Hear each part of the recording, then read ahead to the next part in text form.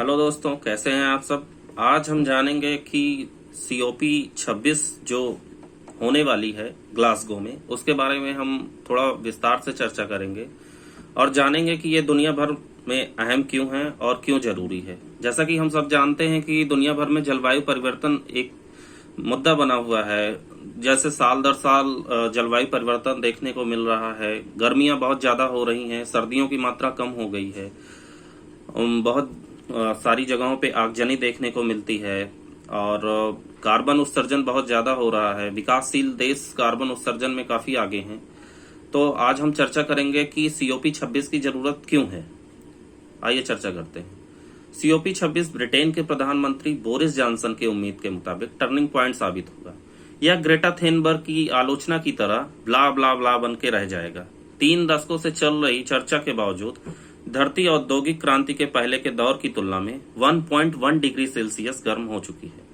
अगर सभी देश अपने वादे पर अमल करते हैं तब भी हम तेजी से शताब्दी के अंत तक 2.7 डिग्री सेंटीग्रेड की बढ़त की ओर जा रहे हैं। लेकिन इस कॉन्फ्रेंस से उम्मीदें पहले से बहुत ज्यादा हैं। ऐसा इसलिए कि हम खतरा महसूस कर रहे हैं, या पहले से ज्यादा हमें खतरा महसूस होने लगा है। ऐसा इसलिए कि दुनिया भर के वैज्ञानिक चेतावनी दे रहे हैं कि जलवायु परिवर्तन के खतरे दिन पर दिन बढ़ते जा रहे हैं। जलवायु परिवर्तन के खतरे पर बात करने के लिए स्कॉटलैंड के ग्लासगो में करीब 200 देश जमा हो रहे हैं। ये देश ये मंथन करेंगे कि इस वैश्विक संकट से कैसे निपटा जाए। क्या आप जानते हैं कि जंगल अब जितनी कार्बन डाइऑक्साइड सोखते हैं उससे ज्यादा छोड़ते हैं। वजह है आदमी और जलवायु परिवर्तन। हम देखते हैं कि दुनिया भर में ग्लेशियर का पिघलना जो है बहुत ज्यादा कहीं पे सूखा पड़ता है या कहीं बहुत ज्यादा बारिश होती है। अपने भारत की बात करें तो हमें उत्तराखंड से लेके केरला तक में बहुत सारी आगजनी की घटनाएं या बाढ़ की घटनाएं या और भी बहुत सारी मौसमी दशाएं देखने को मिलती हैं। तो इसका एक ही कारण है, बहुत ज्यादा मानवीय गतिविधियां बढ़ गई हैं। कार्बन उत्सर्जन बहुत ज्यादा हो रहा है और दूसरा कारण यह है कि हम इसके लिए बहुत धीमा प्रयास कर रहे हैं। हमें जो है इसके लिए बहुत अच्छा प्रयास करने की जरूरत है।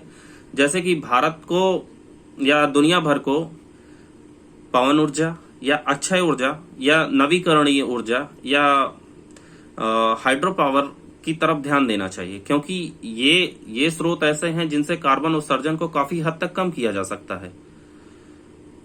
नतीजा चाहे कुछ भी हो, बहाना चाहे हम कुछ भी कर लें, लेकिन हकीकत यही है कि जलवायु परिवर्तन के इंसानी गतिविधियां ही जिम्मेदार हैं जलवायु परिवर्तन के लिए। मौसम की अपनी खासियत होती है, लेकिन अब इसका ढंग बदल रहा है। गर्मियां लंबी होती जा रही हैं और सर्दियां छोटी। पूरी दुनिया में ऐसा हो रहा है। यही है जलवायु परिवर्तन। जानकार मानते हैं कि आने वाले वक्त में पानी की मांग और जलवायु परिवर्तन का असर बढ़ने से जल स्रोतों पर दबाव और बढ़ेगा, हालात और खराब होंगे।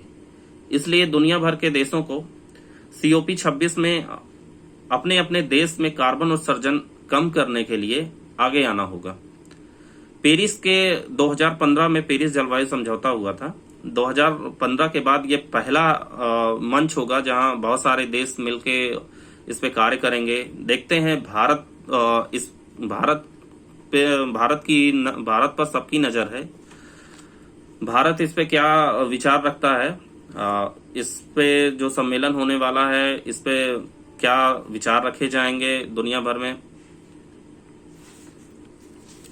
जलवायु परिवर्तन से निपटने के लिए भारत को नवीकरणीय ऊर्जा पर ध्यान देने की खास आवश्यकता है।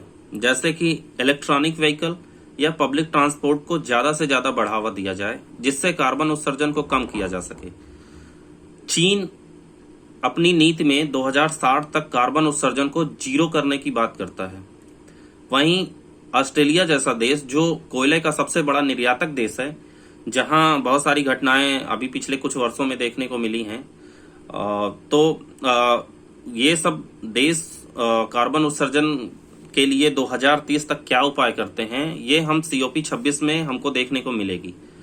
तो इसके लिए विस्तार से चर्चा करेंगे हम जब COP 26 संपन्न हो जाएगा दुनिया भर के सम्मेलन का,